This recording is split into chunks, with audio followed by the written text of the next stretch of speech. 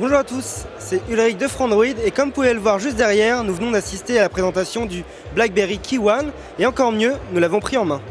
Le BlackBerry Key One, comme son nom l'indique, est composé d'un keyboard physique, donc un clavier physique complet AZERTY. C'était un téléphone qui était très attendu. Il faut dire que c'est le premier téléphone conçu par TCL pour BlackBerry qui ne reprend pas un modèle de Alcatel. Et donc c'est un modèle spécifiquement conçu pour BlackBerry. On retrouve donc le clavier, légendaire clavier BlackBerry complet, avec, comme sur le BlackBerry Prive, une zone tactile qui permet de naviguer.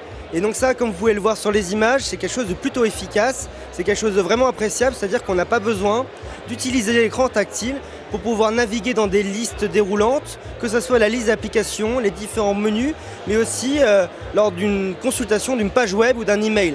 Donc ça, c'est quand même quelque chose de très appréciable. Au-delà de ça, on a un téléphone qui est composé d'aluminium anodisé, avec une conception vraiment impressionnante, il faut le dire. Donc c'est tout en métal arrondi, avec un écran en 2.5D, donc plutôt agréable à utiliser. On a également à l'arrière, là, pas de métal, mais une matière soft touch. C'est donc un plastique qui est conçu pour rendre plus agréable l'utilisation du téléphone, pour éviter que le téléphone glisse en main. Et c'est plutôt efficace dans le sens où vous allez utiliser le téléphone beaucoup plus haut que n'importe quel smartphone, étant donné que vos pouces sont positionnés sur le clavier physique. Et donc ça évite que le téléphone glisse. On va pas dire que c'est indispensable, on va dire que c'est quand même plutôt bienvenu. À l'arrière, donc, on trouve un capteur de 12 mégapixels avec un double flash LED. C'est un capteur plutôt classique qui est fourni par Sony.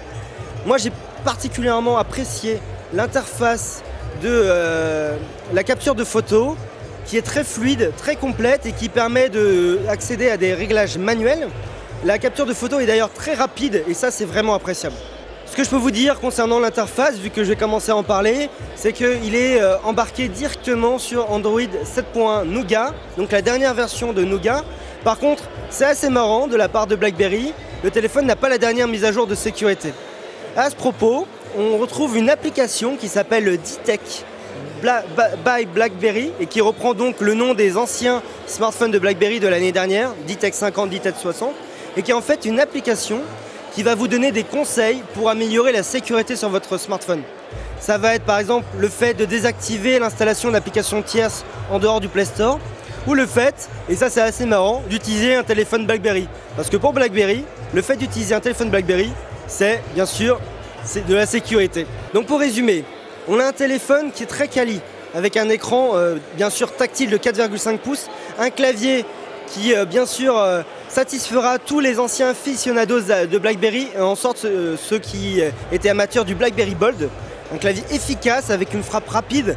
Pour moi, bien sûr, c'est bien moins rapide qu'un clavier virtuel parce que je suis très habitué, mais je pense que les personnes habituées aux anciens BlackBerry vont retrouver tout de suite leurs habitudes.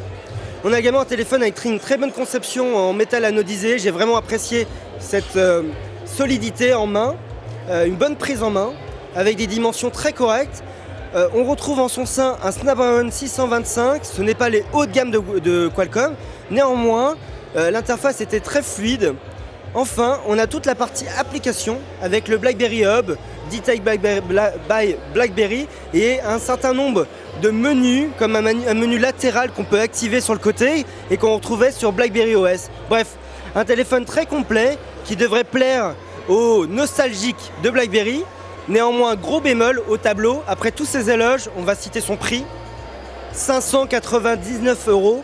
C'est un prix élevé pour un téléphone en Snapdragon 625 avec ses caractéristiques que BlackBerry et TCL, donc TCL le constructeur derrière la fabrication de ce smartphone, justifie par le détail à propos du logiciel et la finition de l'appareil, ainsi que son clavier qui en effet le différencie de tous les autres smartphones Android.